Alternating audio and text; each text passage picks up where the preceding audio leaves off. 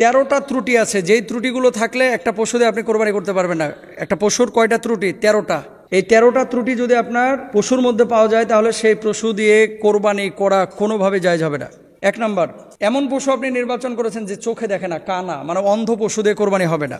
আপনি বলবেন হুজুর বুঝে কিভাবে? চেক করে নেবেন। খাবার দূরে ধরবেন, যদি দেখেন খাবারটা দূরে দেখেই গরুটা হামলে পড়তেছে খাবারটাকে গ্রহণ করার জন্য, এই পশু দিয়ে কোরবানি করা যাবে। আর যদি দেখেন ওই ক্যামেরার মতো সামনে আপনি কাঁঠালের পাতা নিছেন, ওর কোনো ফিলিংস নাই, জানবেন কানা, অন্ধ, দেখতে তো ডাগর চোখা, আসলে চোখে দেখে না, এটা দিয়ে কোরবানি করা যাবে না।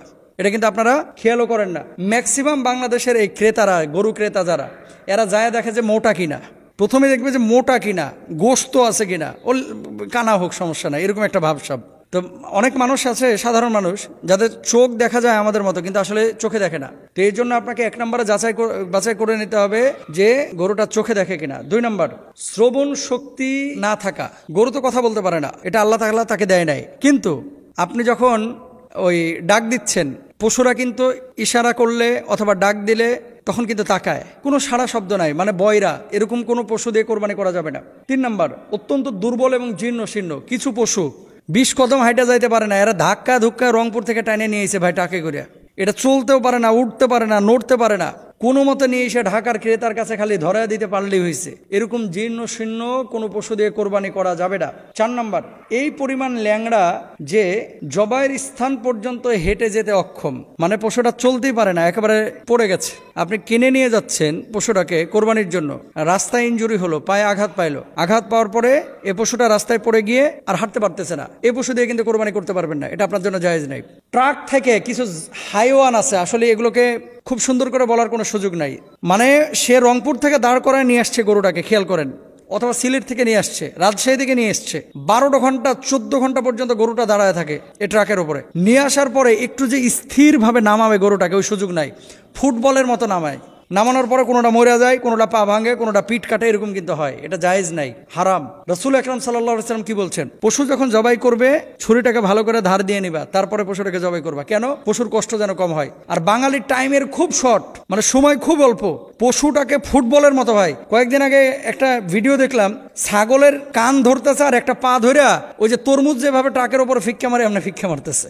এর মানুষ না, এরা নরপিশাচ, এরা ভালো মানুষ না, এদের আকল জ্ঞান কম।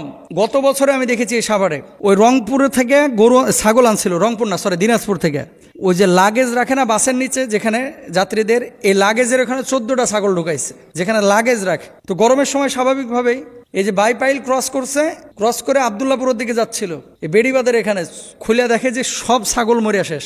তার মানে কি, দিনাজপুর থেকে এই পর্যন্ত ছাগলগুলোকে নিয়ে আসা হয়েছে, গরমে নিঃশ্বাস আটকে এই ছাগলগুলো মরছে।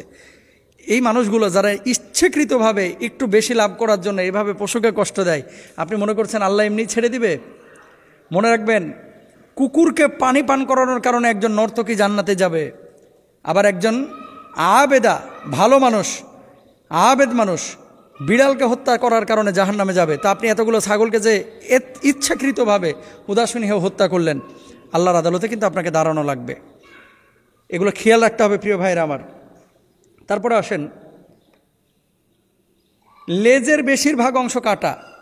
কোরবানির হাটে দেখবেন যেগুলো একটু ত্রুটিযুক্ত, এগুলোর দাম একটু কম, ধরেন 5,000 কম, 10,000 কম, তো এরা চিন্তা করে যে দূর 5,000 টাকা কমে তো পাইছি, লেজ একটু কাটা হলে সমস্যা কি, কোরবানি কিন্তু হবে না। এই 5,000 টাকার জন্য এটা মোবাইল ফোন না যে চালায় নেব না, একটু দাগ পড়ছে তাই কি হয়েছে। গরুটা কোরবানির, এটা মোবাইল ফোন না যে একটু দাগ পড়ছে কি হয়েছে, চালায় নিব না, এটা চালায় নেওয়ার জিনিস না, যেভাবে হাদিসে আছে সেভাবে মানতে হবে। তারপর আসেন, জন্মগতভাবে কান না থাকা। কিছু গরুর জন্মগত আছে যে কান নাই, এ কোরবানি দেওয়া যাবে না। তারপরে 7 নম্বর, কানের বেশিরভাগ কাটা, কোরবানি দেওয়া যাবে না। গোড়াসহ শিং উপড়ে যাওয়া, শিং উপড়ে গেছে, কোরবানি দেওয়া যাবে না। পাগল হওয়ার কারণে ঘাস পানি ঠিকমতো না খাওয়া, কোরবানি দেওয়া যাবে না।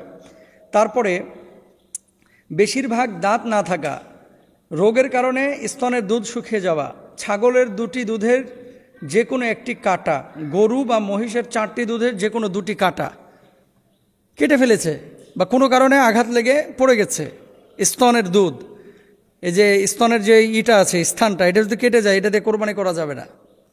কিন্তু আমরা এই জিনিসগুলো না দেখে শুধু দেখি কি যাওয়ার পরে গরুটার গোশত আছে কিনা, নিজ খেয়াল করার টাইম নাই, পেটে বাচ্চা আছে কিনা, এগুলো অনেকে খেয়াল করে না।